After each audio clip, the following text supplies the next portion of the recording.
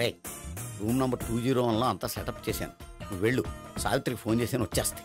కనీసం ఇదన్నా work out అవుతుందంటావా? Beer నీరైనా నీరు బీరైనా ఇది వర్కౌట్ అయి తీరుతుంది. అలా జరిగి ఒకరు వదిలినట్టే. వెళ్ళు, వస్తానుండు. ఒరేయ్ పిల్ల బాగుంది కదా అని ప్రొసీడ్ అయిపోతావేమో, యాక్టింగ్ మాత్రమే.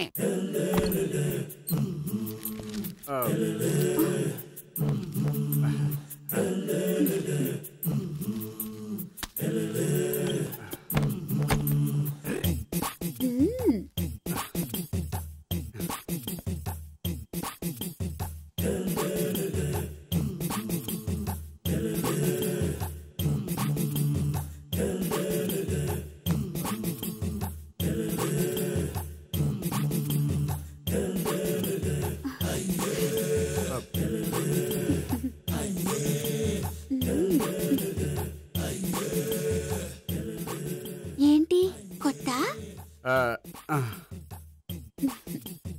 నేను చూసుకుంటాలే.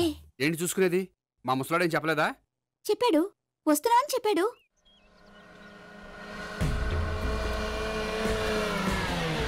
ఈ బాబోయ్, ఈడు గనక ఈ అమ్మాయితోటి పోలీసులకు దొరికాడు అనుకో, ఈడు బ్రతుకు కాళీబాట్లు అయిపోతాడు. ప్రతి రూము గాలించాలి. ఎక్కించండి, జబ్బులు పడండి.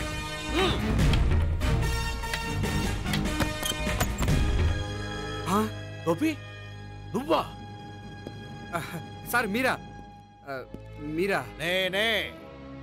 ఏమయ్యా, ఇప్పటిదాకా నేను జెంట్ల్మ్యాన్ అనుకున్నాను. ఇప్పుడు కూడా జెంట్ల్మెనే సార్. ఏంటి, లాడ్జిలో ఈ అమ్మాయితో చూసాక కూడా నేను జెంట్ల్మ్యాన్ అనుకోమంటావా? ఎవరు ఈ అమ్మాయి? ఈ అమ్మాయి నా చెల్లెలు సార్. చెల్లెలా? అవును సార్, నాకు 3 చెల్లెలు అని చెప్పాను కదా సార్, అందులో ఒక చెల్లి. చెల్లెలతో లాడ్జికి ఎందుకు వచ్చావు? కొంచెం పర్సనల్ గా మాట్లాడాలి, అందుకని. పర్సనల్ విషయాలైతే ఇంట్లో మాట్లాడుకోవచ్చుగా. ఇంట్లో మిగిలిన చెల్లెలు ఉంటారు కదా సార్, ఒక ఇంపార్టెంట్ విషయం డిస్కస్ చేద్దామని ఇక్కడ తీసుకొచ్చాను. ఓహో, మన విషయం తర్వాత మాట్లాడుకుందాం, నువ్వు బయలుదేరు. మరి నా డబ్బులు? డబ్బులు ఉంటుంది ఏమిటయ్యా? అది కాలేజ్ ఫీజు కట్టాలంట. ఈ మ్యాటర్ డిస్కషన్లో ఉండగానే మీరు వచ్చేసారు.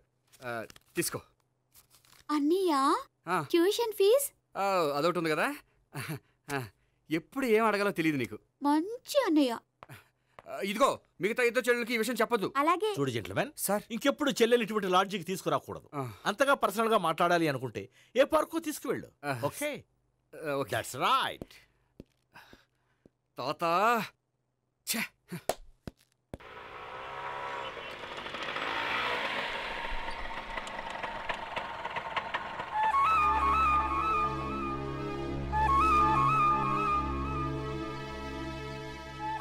ఎవరు లేరేంటి ఇక్కడ?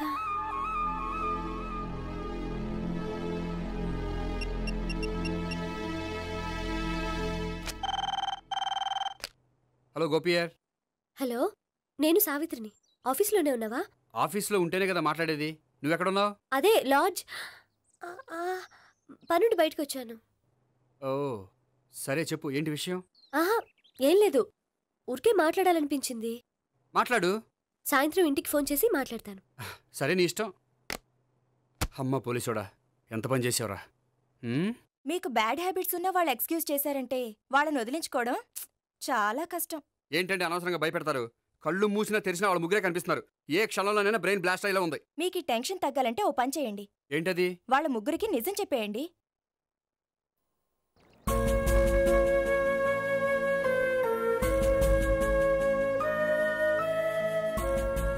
ఏంటి గోపి, అర్జెంటుగా ఏదో చెప్పాలన్నా?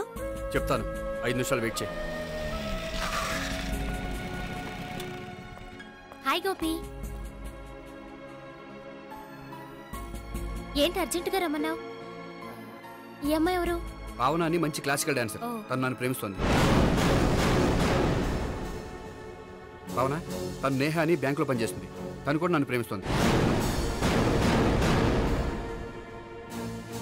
ఇంతకీ నువ్వెవరిని ప్రేమిస్తున్నావు? చెప్తాను.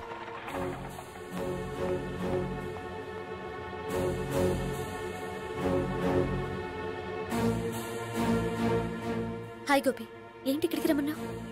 నన్ను ప్రేమిస్తున్న ఇద్దరిని నీకు పరిచయం చేద్దామని. తన పేరు సావిత్రి. మీలాగే తను కూడా నన్ను ప్రేమిస్తుంది.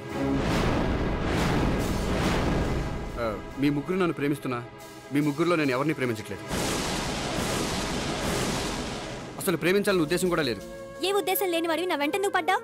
నాకు పెళ్లి చూపులని తెలిసి ఎందుకు కంగారు పడ్డావు? మరి నా గురించి బ్యాంక్ పదే పదే ఎందుకు వచ్చావు? మా ఇంట్లో అందరి ముందు పెళ్లి చేసుకుంటారని మాట ఎందుకు ఇచ్చావు? అవన్నీ మీ మీద ప్రేమతో చేయలేదు. నేను కోరుకున్న లక్షణాలు మీలో ఉన్నాయో లేదో తెలుసుకుందామని.